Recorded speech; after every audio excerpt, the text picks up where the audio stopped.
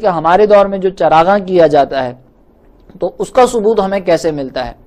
تو سب سے پہلے یہ ذہن نشین رکھیں کہ ہماری شریعت مطہرہ نے ہمیں یہ اصول عطا فرمایا ہے کہ جس چیز کو قرآن اور حدیث نے منع نہ فرمایا ہو وہ چیز اپنی اصل کے اعتبار سے جائز ہوتی ہے. جیسا کہ اللہ تعالیٰ نے ارشاد فرمایا خلق لکم ما فی الارض جمیعا، آپ کے لیے جو کچھ زمین میں ہے تمہارے لیے پیدا کیا گیا ہے. اور ظاہر سی بات ہے کہ جو چیز ہمارے لیے پیدا کی گئی ہے، ہمارے نفع کے لیے پیدا کی گئی ہے، اس کو اگر ہم استعمال کر سکتے ہوں گے تبھی ہم اس سے نفع اٹھا سکتے ہیں.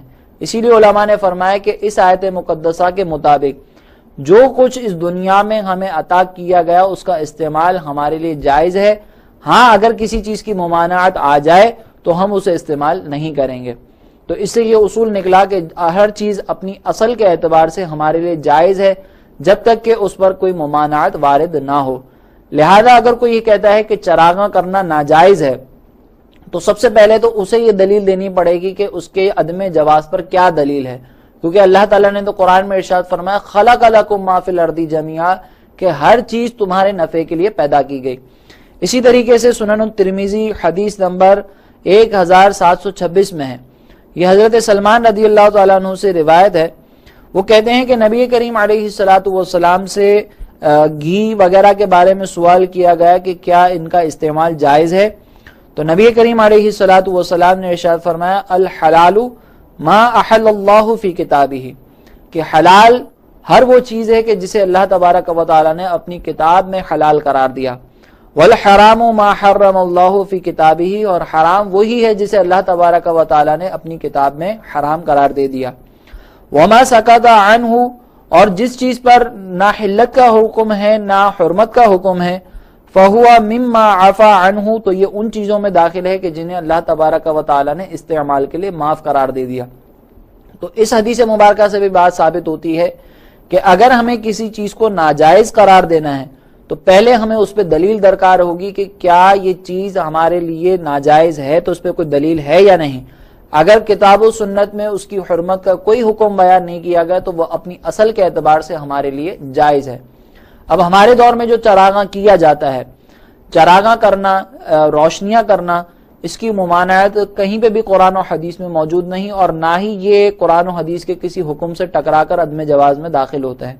تو جب یہ اصل ثابت ہو گئی کہ یہ قرآن اور حدیث کے مطابق و موافق ہے، اب دوسری بات یہ آتی ہے کہ اللہ تبارک و تعالیٰ نے حکم ارشاد فرمایا فَلْيَفْرَحُوا، کہ اپنی مسرتوں کا اظہار کرو. اور اس کے لیے کوئی خاص طریقہ کار بیان نہیں کیا گیا کہ کس طریقے سے مسرتوں کا اظہار کرنا ہے. جیسے اللہ تعالیٰ نے ارشاد فرمایا اقیموا الصلاۃ، نماز قائم کرو.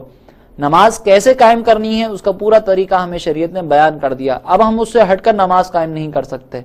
اللہ تعالیٰ نے روزہ رکھنے کا حکم دیا، روزہ کیسے رکھنا ہے اس کا مکمل حکم ہمیں شریعت مطہرہ نے بیان کر دیا کہ ان امور کو خیال رکھتے ہوئے روزہ رکھنا ہے.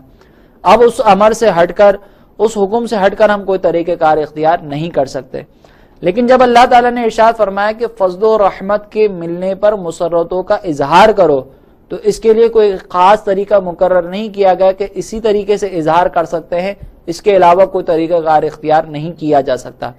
جب اللہ تبارک و تعالیٰ نے اپنے اس اظہار مسرت کے حکم کو مطلقاً ارشاد فرمایا، کوئی قید نہیں لگائی، تو اب جب شریعت مطہرہ کی جانب سے کوئی ایسا حکم بیان کیا جائے کہ جس میں کوئی قید نہیں لگتی، تو اس میں صرف ایک قید ملحوظ ہوتی ہے کہ کوئی بھی ناجائز طریقہ اختیار کیے بغیر ان مسرتوں اور عقیدتوں کا اظہار کیا جائے.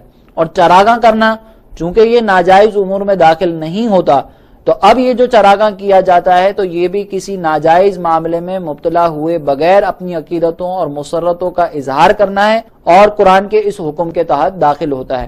لہذا چراغاں کرنا یا اسی طریقے سے جھنڈے لگانا، جلوس نکالنا، یہ تمام معاملات اپنی اصل کے اعتبار سے انفرادی طور پر قرآن اور حدیث کے مطابق و موافق ہیں، اور ان میں سے بعض کا ثبوت تو براہ راست نبی کریم علیہ الصلوۃ والسلام سے ملتا ہے. اب اس پر بس یہ اعتراض رہ جاتا ہے کہ کیا ان تمام چیزوں کو جمع کرنا یہ بدعت ہے یا نہیں، اور بدعت کے کیا کیا معاملات ہیں، اس کی کیا تفسیر ہے. اس کا تفصیلی جواب کیا ہے وہ انشاءاللہ نیکسٹ پروگرام میں آپ کی خدمت میں بیان کیا جائے گا. تب تک کے لیے ہمیں اجازت عطا فرمائیں. وما علینا الا البلاغ المبین.